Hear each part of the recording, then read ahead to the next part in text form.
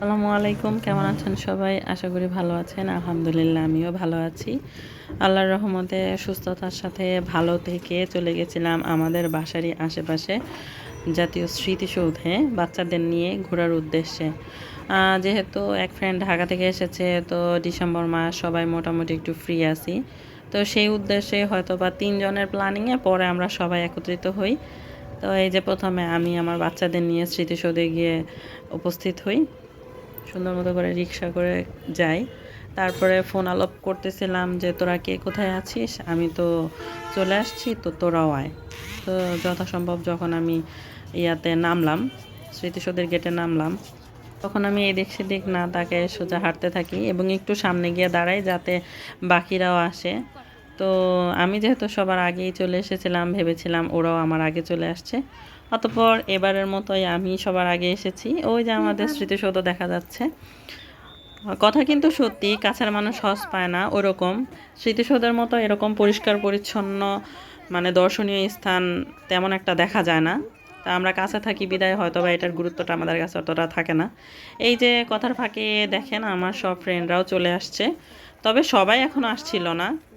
আমার ২টা ফ্রেন্ড আসছিল, তারপরে আস্তে আস্তে আরেকজন আসে, তারপরে ফোন আলাপের সাথে আমার যে মিতা ও আমার আসে। বান্ধবী আমাকে আমি ভিডিও তো করে আছি, দিয়েছিল। সবসময় তো বলি যে এইদিকে একটু আমাকে তো ভিডিও টিডিও দেখানো শেষ হয় না। হলে তো আমরা আরও সামনের দিকে চলে যাই হেলিপ্যাডের ওখানে, যেখানে হেলিকপ্টার এসে নামে। আমাদের স্মৃতিসৌধটা কিন্তু অনেক সুন্দর এবং নেট অ্যান্ড ক্লিন, পরিষ্কার পরিচ্ছন্ন। বান্ধবীরা সহ বন্ধুদের সাথে গল্প করতেছিলাম। এই যে আমার মিতা অবশেষে আসা হাজির, যিনি সবসময় ঝোঁক ওঠান এবং সবার শেষে লেট থাকেন। যাই হোক, তারপর আমরা অলমোস্ট সবাই এসেছিলাম। সব শেষে তারপরে এই যে আমাদের আরেক ফ্রেন্ড আসলো। তারপরে এই যে মেয়েরা, বাচ্চারা সবাই দুষ্টামি করতেছিল। বড় মেয়ে, আমার আরেক বান্ধবীর মেয়ে, আমার মেয়ে। তো আমরা যেখানে যে বাচ্চা-কাচ্চা নিয়ে এই জায়গায় আমরা ওদের আনন্দ আমাদের কাছে খুব ভাল লাগে। যাই হোক, আমরা অনেক হাসাহাসি করতেছিলাম। তো সবশেষে দেখলাম যে মানে মাইকিংয়ে বলতেছে, "এখন বের হওয়ার সময় হয়ে গেছে, আপনারা চলে যান।" কী ধরনের অপমান বলেন তো? আমরা আসলাম আমাদের ইচ্ছা, যাবো তো আমাদের ইচ্ছা। যাই হোক, সব কিছুর একটা নিয়ম নীতি আছে। তো এইজন্য আমাদেরকে বের হয়ে যেতে হয়েছিল। এরই মধ্যে আমার দোস্ত আবার তার বোনের সাথে কথাবার্তা বলে বলতেছে যে আমাদেরকে নিয়ে তার বোনের বাসায় যাবে। তো আলহামদুলিল্লাহ আমরা অনেক খুশি হয়েছিলাম। প্রথমে একটু দোমন দোহাশায় ছিলাম, পরে ভাবলাম আপার বাড়ি তো, সমস্যাটা কি। তো এই যে আমরা সব ফ্রেন্ডরা একসাথে চলে গেছিলাম সাভার DOHS এর ভিতরে। আপা এখানে ফ্ল্যাটের মধ্যেই থাকে। এই বাড়িটা আমার অনেক পছন্দ হয়েছিল, তাই ভাবলাম একটু ভিডিওর মধ্যে ক্যাপচার করে নিই।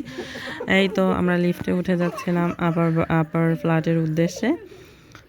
তো আমরা অনেক মজা করতেছিলাম, এর মধ্যেই টুকটাক অনেক ফান করতেছিলাম। তো এক বান্ধবী বলতেছে, লিজা যে কখন টুকটাক ভিডিও করে তো আমরা কেউই ধরতে পারি না। আসলে সব কিছু এডিটের ফলেই তো আমরা চলে আসছি আপার বাসায়। প্রথমে আমরা বসেছিলাম, তারপরে ভিডিও করতেছিলাম। এই যে আমার দোস্তর ছেলে, অনেক কিউট হয়েছে বাচ্চাটা। তো মোটামুটি আমাদের সব বাচ্চা-কাচ্চারা নিয়ে আমরা বিশাল একটা খেলার মাঠ বানায় ফেলছিলাম আপার বাসাকে। আপাকে অনেক থ্যাঙ্কস যে আপা ধৈর্য সহকারে আমাদেরকে সহ্য করেছে। এই যে আপা আমাদেরকে নাস্তা হিসেবে দিয়েছিল নুডলস, দিয়েছিল চিপ ভাজা। আমরা এগুলো খেতে, খেতে গল্প করতেছিলাম।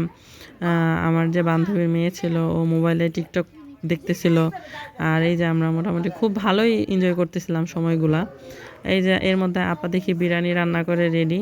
তো আমরা প্রথমে না বলেছিলাম যে না খাবো না, তখন আপা এতক্ষণে সব কিছু রেডি করে ফেলেছিল। তো এই যে তারপরে আপা রেডি করে রেখেছিল জর্দা, তো সেটা ফ্রিজ থেকে বের করে দিয়েছিল, আমরা তাও খেয়ে টেস্ট করেছিলাম। বের হওয়ার সময় আপার বারান্দার যে বাগানটা ছিল সেটা দেখাইতেছিল আমাদের অনেক ভালো লাগতেছিল। তবে নতুন তো, এই হিসেবে গাছ হয়তো কম।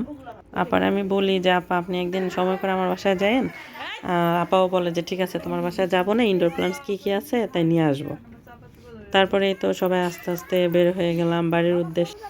আলহামদুলিল্লাহ সবাই আজকে অনেক এনজয় করেছি। আপনারাও ভালো থাকবেন, সুস্থ থাকবেন, আমাদের জন্য দোয়া করবেন।